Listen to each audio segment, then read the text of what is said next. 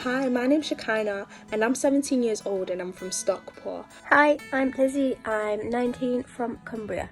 Alison, 19, live in Trafford and go to Lancaster University. Hi, my name is Bethan, I'm 18 and I'm from Bury. My name is Samantha, I'm 18 years old, I currently live in Lancashire. My name's Mira, I'm 17 years old and I'm from Trafford.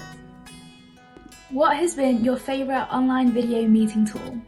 My favourite video call has been Teams, as it allows us to have breakout rooms, and that means that I'm able to interact with other people. It gives us more of a chance to connect, and it is as if that we are like in person, and it adds a bit of normality back to things.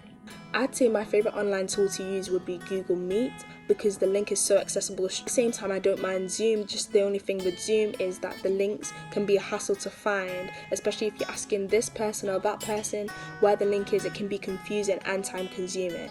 But with Zoom, their tools are very good and interactive for young people, such as making people host, the chat box, having breakout rooms. My favourite online meeting platform would be Zoom because it was obviously one of the first to come out and it's quite easy to use. I find Teams a bit confusing and I've actually never used Google for online meetings yet. For me, it's been Zoom. It's been the easiest to have across all of my devices. If I'm on my laptop, if I'm on my phone, I think it's the easiest to set up a meeting yourself, but also join, and the process was just really easy to get used to. My favourite online video meeting tool is definitely Zoom, as it's much more accessible, you can see multiple screens at once and it just feels much more comfortable to me. Tell us about your favourite online icebreaker and why you enjoyed it. For me, my favourite online icebreaker has been the online icebreaker I did with the SEND group at Euphoria, and it was tells your name, where you're from and what you have for breakfast, and I think that was my favourite just because it's simple and it was easy and anybody can do it, and you could change it up to what the most recent meal was, or you could change it up with another fact or whatever, but it was just really simple.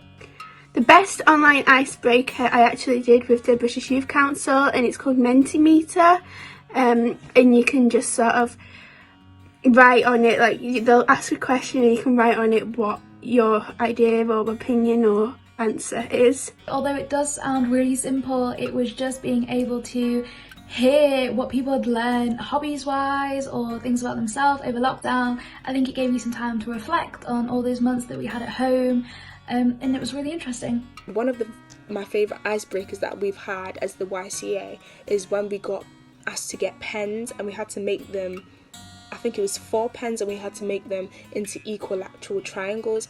That was good because I wasn't just there on my computer doing something, but I actually had to get something and then make something with it and then show it. So that was very engaging.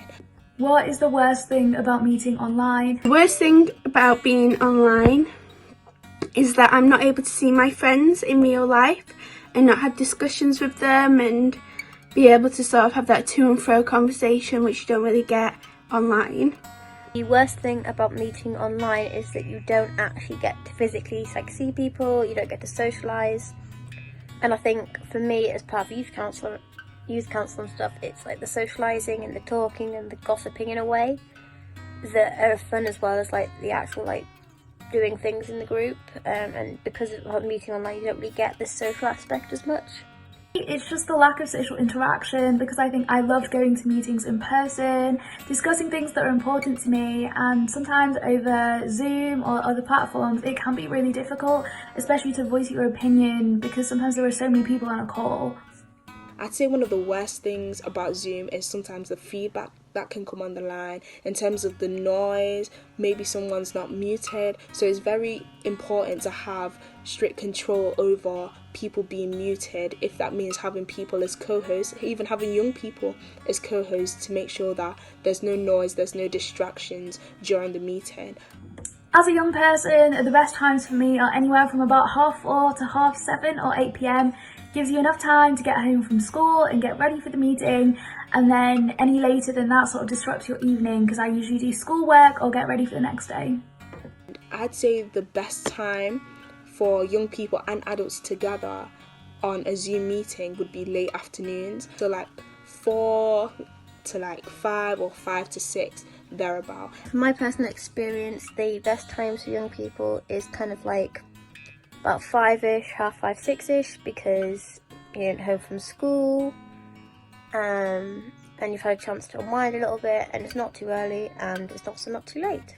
I'd say the best times to meet online would be in the evening, but not past 6 p.m, just because we're in somewhat sort of education till about 3, 4, and then we come home and we want to eat, so we want to, chillax for a bit before, constantly rushing into something. And setting up online does take a long time, and there's technical problems all the time, so you want to have time for that as well as just chill. If you could tell one thing to a professional on how to plan a meeting or a session, what would it be? For me, it would just to be more aware and mindful of the fact that lockdown has been really difficult on young people, and it's quite hard to adjust to having meetings online or doing things online all of a sudden, and that sometimes our Wi-Fi connection can be really bad, so that we do dip in and out, but just to be aware of that fact. Is that for young people, just to get them engaged straight away. So if that means going round and having people say their names, it's just important that everyone's a part of the meeting and no one feels left out. Like that. One thing for professionals that I would suggest when they're doing Zooms for young people is not just to talk at us, to allow discussion and conversation. Also, breakout rooms are really useful in grasping different people's ideas and allowing us to talk individually to each other. I would just say be prepared for different things to happen, because you're not like in a normal meeting sense, and every day's meetings will be different, and just be prepared that not every young person's going to know how to work like an online meeting, because they might not know, although we're young people, might not know how to access the facilities or just how to access the program in general.